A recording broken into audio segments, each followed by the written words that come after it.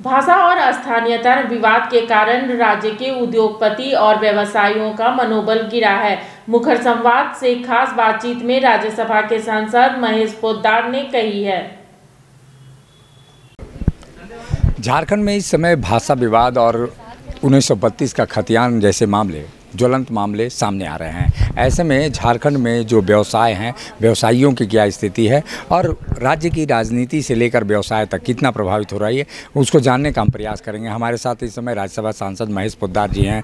महेश पोद्दार जी, ये जो विवाद का विषय है भाषा और स्थानीयता, इससे बिजनेस को कितना नुकसान हो रहा है और व्यापारी वर्ग में क्या कुछ चल रहा है? देखिए, उद्योग व्यापार के बढ़ने की संभावना है। जिस राज्य में माहौल अच्छा होता है, शांति प्रिय होता है और एक पॉलिसी बेस्ड डिसीजन होता है, वहाँ पे उद्योग व्यापार तेज़ी से बढ़ते हैं।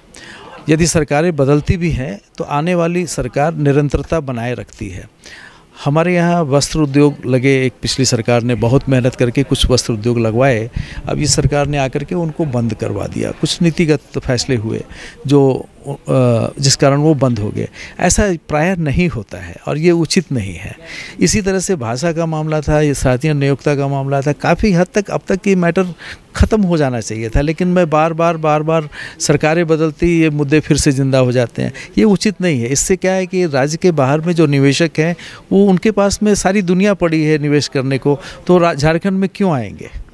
जो यहाँ का है वो तो बेचारा यहीं पे धंधा करने को मजबूर है। सारे लोग इस बात से पीड़ित हैं कि जैसे फॉर उदाहरण के तौर स्वरूप कि यदि इस शहर में 75% भवन के नक्शे पास नहीं हैं तो इसके लिए दोषी कौन है? ये बात सोचना पड़ेगा। और क्या सारे लोगों को ध्वस्त कर देंगे? लेकिन सिलेक्टेड एक मोहल्लों को चुन करके उनको नोटिस भेजना, उनको भयभीत करना, ये सब अच्छे संदेश नहीं है। ये ऐसे जो विवाद हैं, इससे क्या हाल के दिनों में कोई इंडस्ट्रीज़ या जो निवेशक हैं वो यहाँ से दूर गए हैं इन हाल के दिनों में? मैं आपके यहाँ जो वस्त्र उद्योग थे, 2-4 वस्त्र उद्योग थे, वो बंद हो गए, नए आए नहीं। वो एक ही उदाहरण काफ़ी है। ये कहा जाता है कि जो स्थिति है राज्य की स्थिति सामान्य नहीं है। ऐसे में आपको क्या लगता है कि आगे आने वाले दिनों में निवेशक यहाँ आएंगे और ये जो स्थानीयता के आधार पर जो नियुक्ति की बातें हो रही है, वो क्या रोजगार केवल सरकार के भरोसे रोजगार देना संभव है? देखिए, स्थानीयता के भरोसे, स्थानीयता के आधार पे प्राइवेट सेक्टर में नियुक्ति की बात यदि आप कर रहे हैं तो हरियाणा ने भी किया था, कोशिश की थी, लेकिन वो कोर्ट ने मना कर दिया।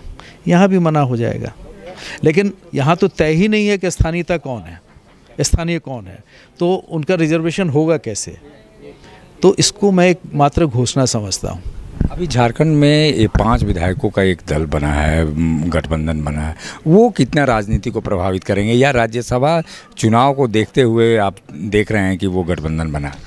देखिए, मैं राज्यसभा से इसको नहीं जोड़ता हूँ, बल्कि सारे वरिष्ठ राजनीतिज्ञ हैं जो लोग उसमें जुड़े हैं और विभिन्न दलों से हैं, उनकी अपनी अपनी दलों की संबद्धता भी है। तो ये मोर्चा किस रूप में होगा, क्या होगा, ये आने वाला समय बताएगा। अभी इस पर कोई टिप्पणी करना उचित नहीं होगा। ये तो महेश पोद्दार जो बता रहे थे कि राज्य की राजनीति में अलग बदलाव आएगा, लेकिन कहीं ना कहीं भाषा और स्थानीयता के कारण राज्य में जो उद्योगों का स्कोप है वो घट रहा है। सहयोगी संजय के साथ अशोक कुमार, मुखर संवाद, रांची।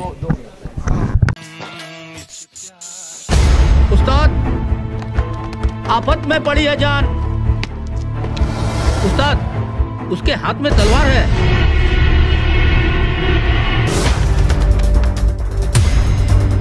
तलवार का मुकाबला पाइप से।